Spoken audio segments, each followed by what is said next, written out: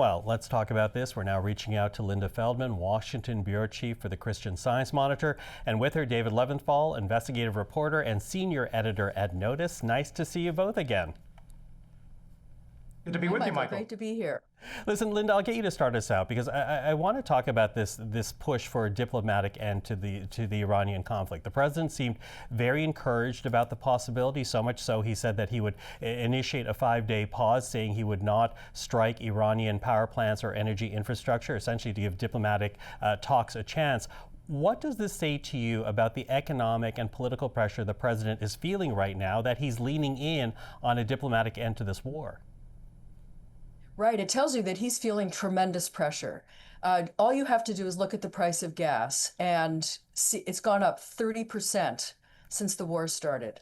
And that is not good for Donald Trump, because people can draw a direct line between attacking Iran and Iran closes the Strait of Hormuz, and here we are with gas at nearly $4 a gallon.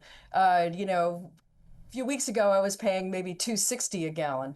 So he's feeling that. But he also, when he started this, he said, okay, it'll be 4 or 5 weeks. And I think, and his base is with him. I think we're seeing a kind of a rally around the flag among MAGA Republicans, the ones who are true diehard Trump supporters. But I think, there are the regular Republicans who aren't maybe quite with this, are concerned that this could just drag on ad infinitum. And so he really needs that ability to declare victory and have it end. And you've got these 3 countries, Egypt, Turkey, Pakistan, who are now willing to mediate. Mm-hmm. And that is great news for Trump. Yeah, willing to mediate, as you say, as he looks to end this war. But, Dave, I want to pick up on a point that Linda made there about Republican support, because, that YouGov number that we started out this segment with, obviously it shows that Americans are not supportive of this military action against Iran. But let's take a look at another board here, because when YouGov dug in deeper, you could see that clearly Democrats disapprove, independents disapprove, and as Linda pointed out, Republicans, at least for now, are still overwhelmingly supportive of this conflict. So what do you take of those numbers? That middle bar, the gray bar, put aside the red and the blue, focus on the gray bar, because that is dramatic. Because Donald Trump relied on independent voters to get elected in 2024, to return to the presidency. And yet here, 7 in 10 independent voters here in the United States are saying, we do not support this war. We don't want this war. We want this war to end. Now, when you put that in a 2026 midterm election context, that is terrible news for Donald Trump. It's terrible news for Republicans, and it's very bad news for both the House and the Senate, which is under the leadership of Republicans right now and trying to retain that. So Donald Trump clearly is, his supporters, his MAGA base, they're always going to be there for him in large part. But when you have those people who are on the margins, who are sort of, MAGA light or Republican adjacent, but not fully wholeheartedly in support of Donald Trump, if they're peeling away in droves,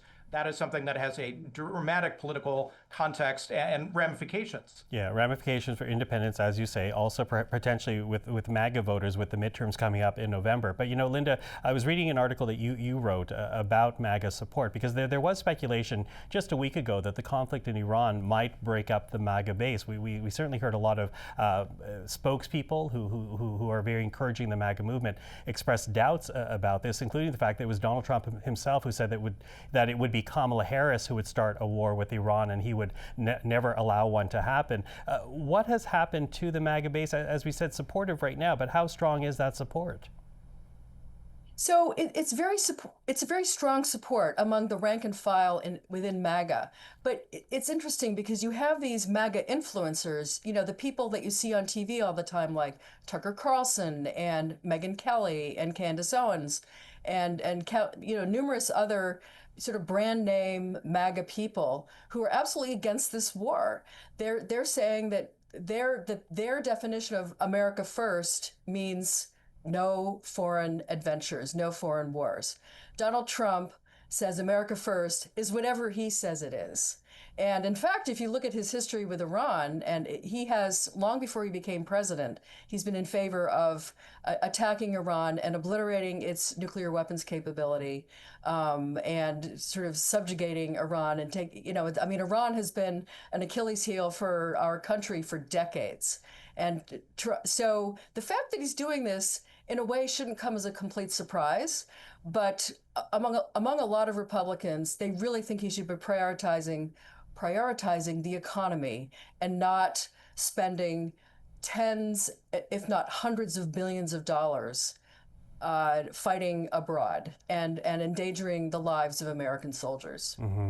Okay, listen, I want to share one more board here with you because in that YouGov poll, they also asked Americans, should Americans be willing to pay more for gas during conflict with Iran? And clearly 67% of Americans say no, an unwillingness to pay more for gas, which, as you started with, Linda, seems to be a symbol of where this goes or where it might go. So with the little time we have left, Dave, I'll begin with you. What are you watching out for right now then?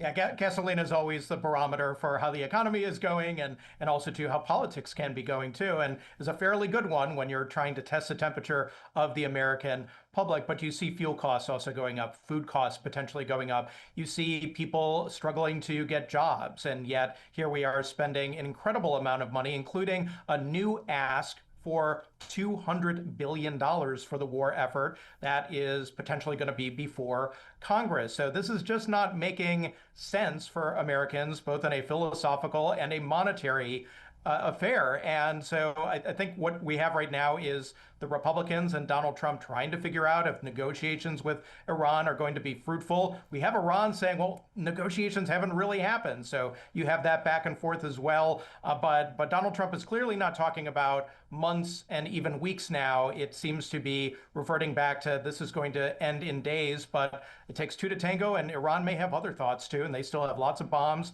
and lots of missiles of their own. And Linda, what are you watching out for right now then? Well, I'm also, don't forget about Israel. I mean, Israel is a key player here. And, initially, Marco Rubio, the Secretary of State, told us that we got in because Israel got in, that it wasn't our idea to start this war when it started. So, Israel has been very aggressive in going after Iran, and they have to agree to any kind of deal that the Pakistanis or whoever is negotiating can come up with. But, I think it's pretty clear that Donald Trump wants this to end. He wants to be able to declare victory and then move on to the midterms where his party is in serious danger of losing for sure the House and potentially even the Senate. Okay, so a lot to watch out for as this conflict drags on in Iran. But listen, Linda, Dave, always appreciate the insight. Thank you for that. Sure, glad to be here. Thank you, Michael.